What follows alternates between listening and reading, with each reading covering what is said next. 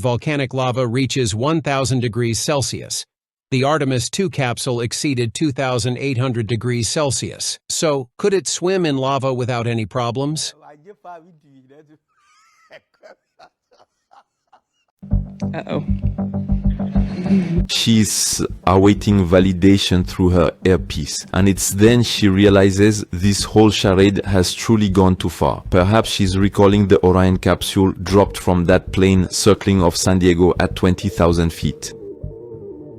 Or perhaps she's laughing about it because there was no water vapor. He was talking to us about more than 5,000 degrees during the re-entry into the atmosphere. 5,000 degrees Fahrenheit. And yet, only 1,000 degrees in the water, that's what you get. Maybe she saw that they had forgotten the NASA logo on the module. Or perhaps she's thinking back to Reed Wiseman, who was telling us that it was the very first time we were sending humans to the moon. They dropped at 40,000 kilometers per hour with a 4G slowdown, and Wiseman responds as if he were in his living room. Take a look at this example, operating at 3.6 Gs. So there are absolutely no concerns here and no need for any protective measures to open the side hatch. Instead, they give us a satanic hand gesture and are ready for yet another interview, because that's their actual profession. As Sean Duffy himself put it, they come straight from central casting. American astronauts that are on that flight, they're right out of central casting. An agency specializing in casting extras, because astronauts are actors. So either they're very well paid or they're being threatened, but either way, they're making fools of you. Whoa, what the heck is all this? It's full of poop and razors, and what's that brown gas? Get back, it's spreading!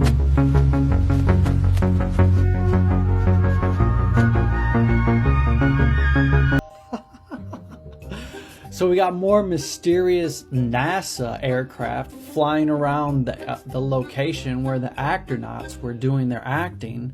A mysterious, rarely seen, highly modified Boeing 737, a flying laboratory that usually flies out of a secret airfield in Nevada, fitted with sensors to measure radar signatures of stealth aircraft in flight, also supported the landing. I mean, what are these mysterious stealth planes doing hanging out around the location from the Artemis mission? So when we saw Tiny Earth, people asked our crew what impressions we had. Good. And honestly, what struck me was just Earth. Wasn't necessarily just Earth, but all the blackness around it. Earth was just this lifeboat hanging undisturbingly in the universe. Undisturbingly in the universe. That's good. That's good. Good. Furthermore, I would like to add. Furthermore, I would. Christina, can you hear me? Uh-oh. What you mean? Christina. So. Christina, can you hear me? I don't think she. Hey, can we get a mic check over here? I don't think she can. Christina. I may have not. Christina, she can't hear me. No. I know I have. No. No, this is the end of the speech. Christina, no, you're missing a whole chunk of the middle. You're not. This is not what you're supposed to be saying right now, Christina. No. And that is. No, would you get central casting on the line? I can't work like this. These people, they're ridiculous. Christina, no, don't clap for that. One of the signs that you may have stepped in crap is that you will smell it. Imagine you step in crap, you don't know it, then you get in your car and you smell something, and you look at the bottom of your shoe, and you're like, I stepped in crap. And it's similar to our interactions with people. You ever talk to somebody and you smell BS?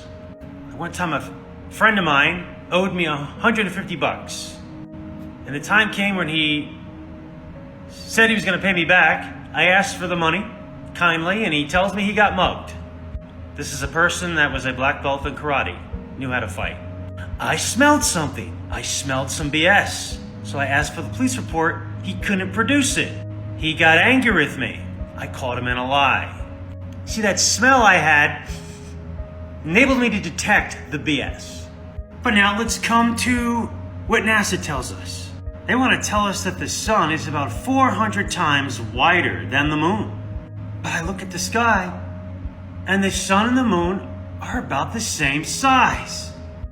What's their explanation? Well, the sun just happens to be just far enough away, namely 865,000 miles away, that it looks smaller than it is, and it just so happens that it's the same size as the moon. Do you smell that? I smell something. What could that be? Doesn't smell very good. I think I stepped on something. Oh! I think I stepped in some NASA crap. But you don't understand. It's all about the science, brah. Calculations and science and Bill Nye the Science Guy and Neil deGrasse Tyson say the Earth is not flat, brah. You just gotta know the science. No, I know what I smell, and my nose doesn't lie. Maybe that foul stench is due to the fact that this organization lies. Not a surprise, because it does have a forked serpent tongue in their logo. No, like imagine actually being one of these people that believes in these moon missions and being like so excited for this Artemis mission. Like if I actually believed that it was real, I would be incredibly disappointed at what they gave us. All they ever showed the entire time was them inside the ship just spinning microphones and plush toys, showing us the bags of food that they have to eat, just showing the four of them in a tiny little capsule all cramped up constantly. 10-day mission to the moon, and not once did they show you a video of outside the capsule. Didn't show us any stars, not even just the blackness of space. All there is a few different still shots of the moon and the earth, and essentially they're the same exact pictures of what we've already had. There's no selfies taken next to the window. It was a constant live stream video inside the capsule. Why couldn't they just do that same thing but showing outside of the ship? And then you don't even get to see the inside of the ship on the takeoff or the landing. Then they land and show us some 1980s digital camera footage, like some grainy, terrible quality video for some reason. Why wouldn't there be a telescope or something like on the ship so that they can zoom into the moon, they're right next to it, and show us some high quality photos of the moon? There is significantly more evidence to prove that it is fake rather than real. If you can genuinely believe that these people are alive or that's a real live stream, you're a moron. That capsule is at 5,000 degrees, 2,700 degrees Celsius. That's hotter than lava, okay? And this capsule is splashing down, going 6 Gs, okay? No steam, just splash, splash. Wow! Give me a break. NASA's Orion splash landing was epic for some. For me, a total joke. I'm obsessed with this, but I want to be proven wrong. And until I am, I'm just gonna keep on, okay? They were coming in, this fireball, Orion, was coming in at 25,000 miles per hour. And this fireball, the Orion capsule, as it came into our orbit, it got up to 4,000 degrees Fahrenheit, okay? 4,000 degrees, and the heat shield, it, absorbed majority of the heat, because at peak it could have gone up to as hot as 10,000 degrees. Now, the bottom is what absorbed the heat, okay? The bottom is the part that only absorbs the heat. The inside stays a cool 22 degrees, maybe going up to 43 at the peak level, but it's a cool way down inside, outside burning like inferno, okay? The heat shield absorbs it and it burns it off into dust particles as it burns and gets hot. Cool, whatever, I can see that, okay. But go turn on your stove and then turn it off and tell me if the outer surface, not the burner, but the outer surface, turn your goddamn oven on and see if the whole unit doesn't warm up. I bet it will, because that's how it works. So anyway, the bottom of the Orion was the only part that got hot. Everything else stayed cool.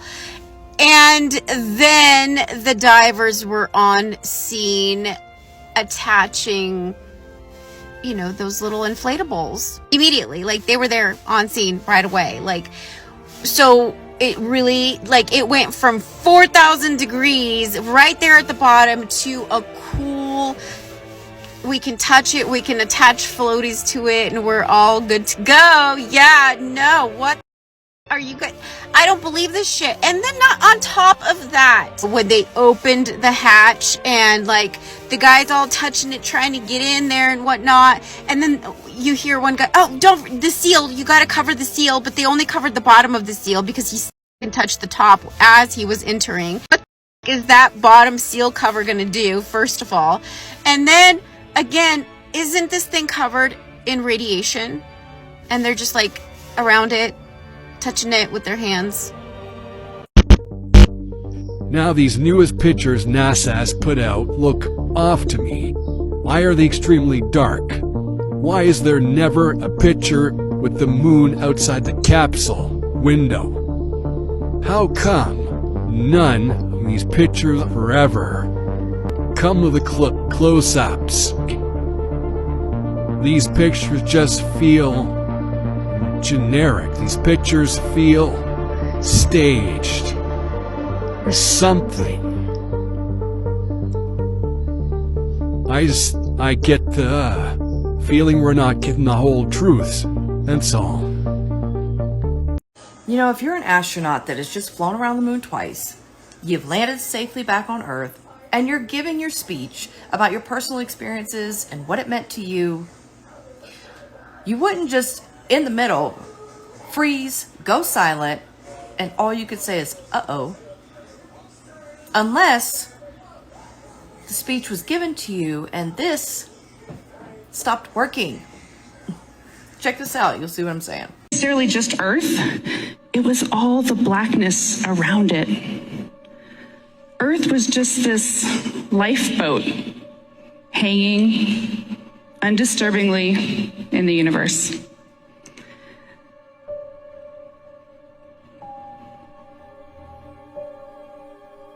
Uh-oh. So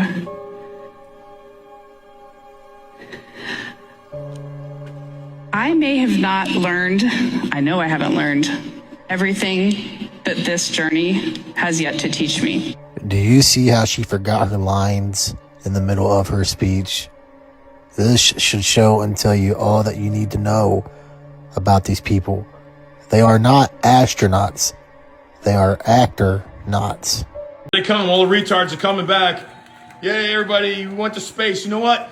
Let me ask the questions. Let me ask the questions to you guys because I can prove your nonsense apart all day long. Put me in front of these guys. Let me ask the questions, okay? They're all like, yeah, hey, we're here. Listen to the ridiculous things they say. Give me 5. Yeah, give me 5. You know? How about I give you 5 right to your face, you fucking lying piece of shit? Yeah, we went to space. Yeah, you know what? Let me ask the questions. Put me in front of you 4 retards. Let me ask the questions. I'm saying, you know how fast you go. Oh, how did half the Earth disappear? Did all the lights get turned off? Oh, how could you see a star? Because the closest star is 25 trillion miles away. Let me ask the questions. Let me ask the questions. Guys, look at this. This is live stream, NASA. There's 801,000 watching. Started 23 minutes ago. In space on this mission, as integrity is passing over the southwest coast of Australia now. What? At an altitude of some 7,600 nautical miles. That will begin the southwest and northeasterly transit across the Pacific Ocean. They are 1 hour away from landing back to Earth, and they can only give us some CGI picture. I mean, are you serious?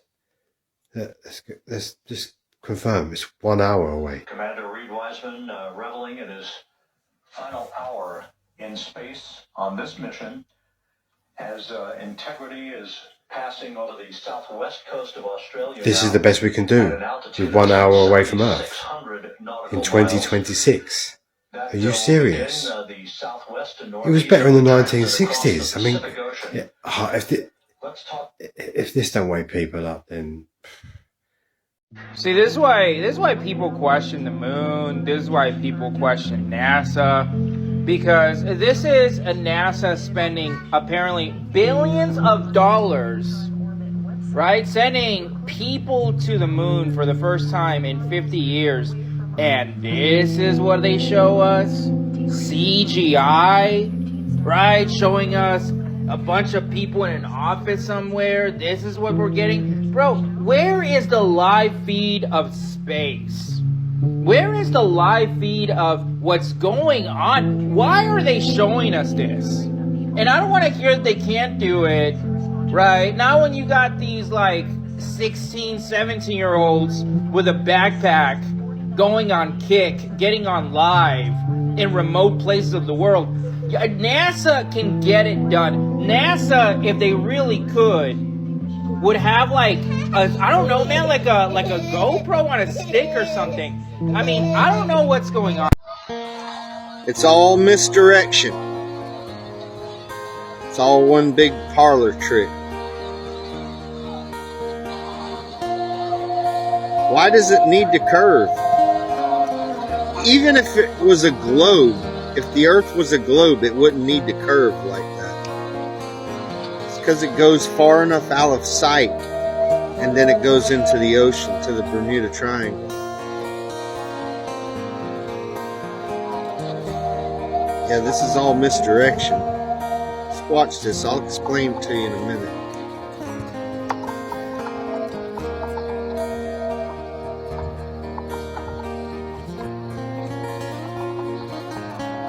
Yeah, it should just go straight up in the air, into space, if there were space, if there were such thing. There you go. There it's curving out to go out into the ocean.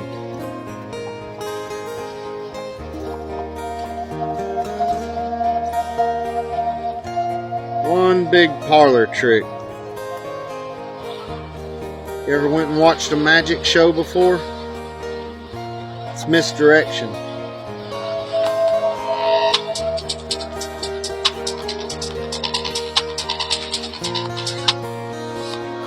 It's just going far enough out of your view, so when it goes in the ocean, you don't see it. That's the truth right there.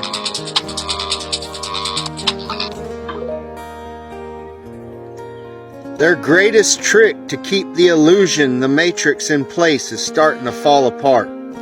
They're starting to lose the narrative. It's hard for a lot of people to wrap their minds around this concept, this illusion of the globe Earth, this big lie of the globe. It's because they get to you at a very young age. That's why they want the education system. That's why they control the education system, the school system. That's why they fabricate your history books and teach you a false pseudoscience of the globe and outer space. And then as you get older, and even some as you're younger, they get you with religion and politics as well. Them are the three pillars of their lie. Science, politics, and religion. Politics is the illusion of choice. They give you the illusion of choice. They make you think you have a choice, but you don't. And then religion. They teach you a false God, false religion, false belief systems. They incorporated Rome back into the equation with traditions of men. And they give you a false timeline. They manipulated your calendar system. They made you think prophecy is in your future when most of it is in your past. The millennial reign is in your past. And finally, their science, their education system, probably the most important pillar of all. They teach you that you're on a globe, a spinning ball, hurling through space. And that's how they trap you in your own mind and make you believe that you're in a different reality than you're actually living in. With those three things, if they can control them three things, they can control your whole life.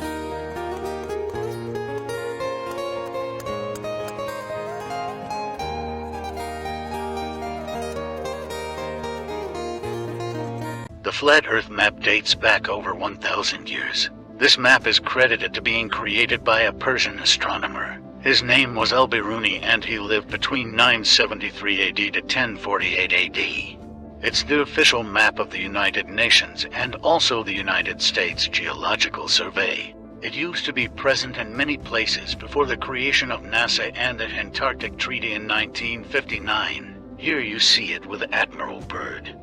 This map has been restored by Dmitry from Russia with suggestions of mine, Idialenkar. Known by my YouTube channel Flat Earth Banjo, I asked Dmitry to include the Bermuda Triangle and Point Nemo, a place deep in the Pacific where NASA buries rockets.